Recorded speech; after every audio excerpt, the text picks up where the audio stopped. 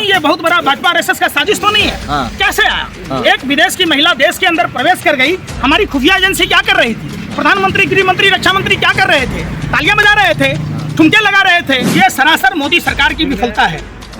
भला एक पाकिस्तानी महिला भारत में प्रवेश कर जाती है और भारत की खुफिया एजेंसियां जांच तक पता तक नहीं कर पाई, तो ये बेहद बात है। और तो मैं कहता हूं, एक कमजोर प्रधानमंत्री के हाथ में देश है। देश की सरहद सुरक्षित नहीं है। साधु के वेश में लुटेरे हैं देश में, और ऐसे लोगों को हम साधु नहीं कह सकते जो औरतों के मांगों में सिंदूर और गले में मंगलसूत्र ना देखकर खाली प्लॉट कहता हो। ऐसे पाखंडियों को, ऐसे नफरतियों को, ऐसे पगलों को जेल में डाल देना चाहिए और पागल खाने में भर्ती करा देना चाहिए। नहीं तो कौन? रामदेव जी पूछ रहे हैं। कौन? रामदेव, बाबा रामदेव। अच्छा, साधु के वेश में लुटेरे हैं देश में। उसका तो आंखें कह रहा है कि औरतों को नंगी ही अच्छा लगता है। ऐसे टपोरियों की बात कहते हैं। अरे भाई सुन तो लो। दूसरा एक पगला को देखा, पाखंडी को, जो कहता है जिसके मांग में सिंदूर नहीं, जिसके गले में मंगलसूत्र नहीं, वो खाली पलाक है। क्या आप अपनी माँ बहनों के बारे में ऐसा सोचते? ऐसे पाखंडी लोगों का जमावड़ा है भाजपा आरएसएस। और जब देखेंगे इस पगले की रैलियों में जो भी भीड़ें होती है, वो सब भाजपा आरएसएस के लोग होते हैं, प्रायोजित होते हैं। दूसरा, इसने क्या कहा? कुत्ते दो तरह के होते हैं, एक पालतू, दूसरा फालतू। जिसके गले में माला है वो पालतू है, मतलब वो खुद को अपने आप को कुत्ता कह रहा कि मैं पालतू कुत्ता हूँ। जिनके गले में नहीं है वो फालतू हैं। तो ये बता दें कि कितने भाजपा के नेता कंठा माला नहीं पहनते, तो क्या वो फालतू कुत्ते हैं? बाबा हैं, बाद में कर देंगे आपको। अरे भैया, चाइना बॉर्डर पर बिठा दो, पाकिस्तान पर। क्यों इतने हथियार खरीदने की जरूरत ही नहीं है। अगर इनके पिछवाड़े में इतना ही दम है तो वहीं से फू पाकिस्तान पर गिराते रहते हैं। नहीं दिखता ना। अरे भैया, चमत्कार देखा, सीमा भाभी आ गई। अरे भाई सुन तो लो, तुम लोगों की यही मानसिकता इतनी गंदी हो गई। जहाँ देश में शिक्षा रोजगार पर डिबेट करना था, जहाँ स्वास्थ्य पर बात करना था, जहाँ रोटी कपड़ा मकान पर बात करना था, सीमा भाभी याद आई। अरे भैया, भूख न माने झूठी बात, नींद न माने टूटी खाट, और प्यार मोहब्बत न माने सरहद की बात, धर्म की बात, ये कोई इशू नहीं है। अब एक बात बताओ, जयशंकर जी को जापानी लड़की से प्यार हुआ तो क्या उन्होंने जापान में शादी न की? बताओ ना। अरे वो था ना ये। अरे सुनो ना, जयशंकर के बेटे को क्या कहोगे? हाइब्रिड बिछड़ा। हम नहीं कह रहे, भाजपा का नेता ही बोला था, नरेंद्र मोदी जी बोल रहे थे ना। अब वो जापान की बीवी है उनकी, उनका जो बेटा है, तो क्या उसको भी हाइब्रिड बछड़ा बोलोगे? अरे बेतुकी बातें कहते हो। मानवीय संवेदनाओं को रखो और ऐसी बातों देखिए। सीमा हैदर को ऐसे, अरे सुन तो लो। अरे बेवकूफ हूँ, भाषा ऐसी बोलिए। प्रधानमंत्री को पता नहीं था कि हम ऐसा बोलेंगे ये हमारे घर में ही आ जाएगा।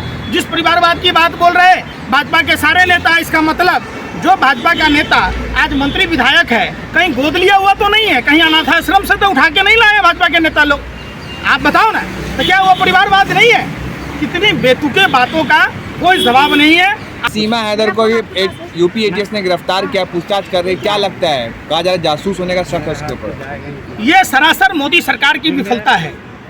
भला एक पाकिस्तानी महिला भारत में प्रवेश कर जाती है और भारत की खुफिया एजेंसियां जांच तक पता तक नहीं कर पाई, तो ये बेहद बात है। और तो मैं कहता हूं, एक कमजोर प्रधानमंत्री के हाथ में देश है। देश की सरहद सुरक्षित नहीं है, देश में बहन बेटियां सुरक्षित नहीं है, देश में किसान सुरक्षित नहीं है, देश में छात्र नौजवान सुरक्षित नहीं है। देश सबसे बड़े कमजोर प्रधानमंत्री नरेंद्र मोदी के हाथों में है। इसलिए देश की आवाम को चाहिए आने वाले चुनावों में एक मजबूत प्रधानमंत्री चुने और कमजोर प्रधानमंत्री को सत्ता से बेदखल। बागा बागेश्वर का देखा आपने चमत्कार किस तरीके से, मतलब अखंड भारत का नारा दे रहे थे और देखिए वहां से चली आई सीमा हैदर, जय श्री राम का नारा लगा रहे। आप लोग जानबूझकर भाजपा के प्रोपेगेंडे को, जो चीज भाजपा चाहती है, जो भाजपा की यूनिवर्सिटी चाहती है, आपको उसके बदले में लिफाफे मिलता है। इसलिए आप धार्मिक एंगल ढूंढते हैं। आप धर्म, जिस सत्य सनातन हिंदू धर्म की बात होती है, सत्य सनातन हिंदू धर्म में नफरत की बात जगह नहीं है। 84 लाख योनियों के भरण पोषण की बात होती है। तो जो लोग नफरत की बात कहते हैं वो लोग हिंदू हैं ही नहीं। और इसका सीधा साधा प्रमाण है, आपने रामायण देखी होगी। अगर रावण भगवा वस्त्र नहीं पहनता तो माँ सीता का अपहरण नहीं कर पाता। अगर कालनेमी राक्षस भगवा वस्त्र नहीं पहनता तो हनुमान जी को संजीवनी बोटी लाने से रोकने की कोशिश नहीं कर पाता। तो निश्चित तौर पर साधु के बेस में लुटेरे हैं देश में। और ऐसे लोगों को हम साधु नहीं कह सकते जो औरतों के मांगों में सिंदूर और गले में मंगलसूत्र ना देखकर खाली प्लॉट कहता हो, जो गले में कंठमाला न देखकर पालतू और फालतू कुत्ते से संज्ञा देता हो। ये देश की आवाम का अपमान है, ये देश की महिलाओं का अपमान है, ये देश के सत्य सनातन हिंदू धर्म के जो धर्मगुरु हैं उसका अपमान है। क्या चाहेंगे आप? बागेश्वर बाबा को गिरफ्तार करने की मांग करेंगे, आप एफआईआर करवाएंगे? ऐसे पाखंडियों को, ऐसे नफरतियों को, ऐसे पगलों को जेल में डाल देना चाहिए और पागल खाने में भर्ती करा देना चाहिए। क्या बात कर रहे हैं, इतनी लाखों की भीड़ उमड़ती है। आप ये सारे लाखों की भीड़ भाजपा के प्रायोजित होते हैं। आपने जहां भी देखा होगा भारतीय जनता पार्टी का नेता उसे बुलाता है, भारतीय जनता पार्टी का नेता ही उसके लिए टेंट की व्यवस्था करता है, बाजे गाजे की व्यवस्था करता है। वरना इस पगले के जितने भी इवेंट हैं उस इवेंट का खर्चा कौन उठाता है? क्या इनकम टैक्स ने कभी छापा मारा? कहीं विदेशों से फंडिंग तो नहीं है भारत को कमजोर करने की? ये सब जांच का विषय है। वो हिंदू धर्म का प्रचार कर रहे हैं, क्या आप हिंदू धर्म के खिलाफ हैं? देखिए, हिंदू धर्म इतना कमजोर नहीं है, इन पाखंडियों के प्रचार करने से प्रचार होगा। हमको जब औरंगजेब कुछ नहीं बिगाड़ पाया, जब हमको ब्रिटिश हुकूमत नहीं बिगाड़ पाया, तो हमें क्या खतरा है?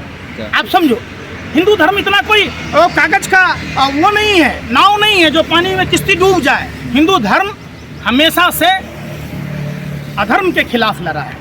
सीमा भाभी पे क्या कहेंगे? एक तो अंतर्राष्ट्रीय हवाई बनाने की मांग हो रही है, एक तरफ जांच हो रही है, आप क्या चाहेंगे? भाजपा नेताओं से पूछना चाहिए जाकर। अच्छा, बेतुका सवाल है। हाँ। और देखिए, मैंने पहले भी कह रखा, ये जानबूझकर इसको कहीं ये बहुत बड़ा भाजपा आरएसएस का साजिश तो नहीं है। हाँ। कैसे आया? एक विदेश की महिला देश के अंदर प्रवेश कर गई, हमारी खुफिया एजेंसी क्या कर रही थी? प्रधानमंत्री, गृह मंत्री, रक्षा मंत्री क्या कर रहे थे? तालियां बजा रहे थे, ठुमके लगा रहे थे। ये जानकारी देश के जो खुफिया एजेंसियां हैं, आईवी है, रॉ है, उनको क्यों नहीं चला? आखिर क्या कर रही थी? अच्छा, कहा जा रहा है कि सिर्फ सचिन से नहीं बल्कि कई और लोगों से बात कर रही थी। सीमा का झूठ का जो सीमा है, अरे वो भाई, हाँ। आप फिर वही बात, टेलीफोन से बात हो रही थी ना, कोई सैटेलाइट तो डायरेक्ट नहीं था ना। तो ये सारी आईटी सेक्टर, तो इसका मतलब जो हमारे देश के आईटी मिनिस्टर हैं उसकी भी फेल्योर है कि एक बाहर के देश का आदमी। ये सरकार से सवाल पूछो कि सरकार यूपीएससी से गिरफ्तार किया भाई, पूछताछ कर दी यूपीएससी कल, आज भी है यूपीएससी। अरे बेशर्मो, सत्ता के दलालों, हफ्सियों, जब वो भारत में आकर रह रही है तो जब मीडिया में बात हुआ, सोशल मीडिया में, तब न किया।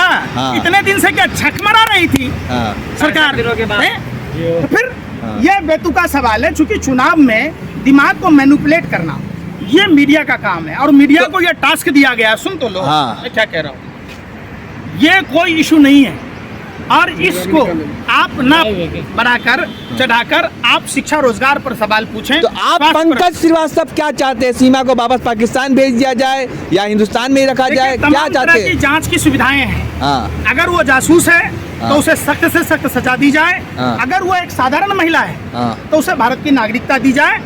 बात खत्म।